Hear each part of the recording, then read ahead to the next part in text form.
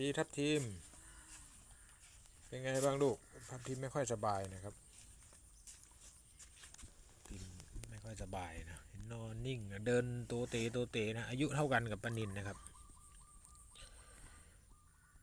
ป่วยนะอายุน่าจะเกือบ10 ปีแล้วนะครับจะกินอะไรได้หมดนะช่วงหลังๆนอนเยอะนะทัพทีมนะครับเฝ้าบ้านให้ยายนะ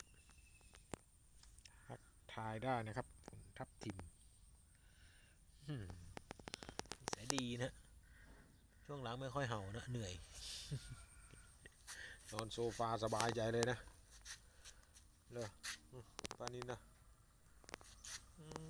คุณยายมาแล้วไปแล้ว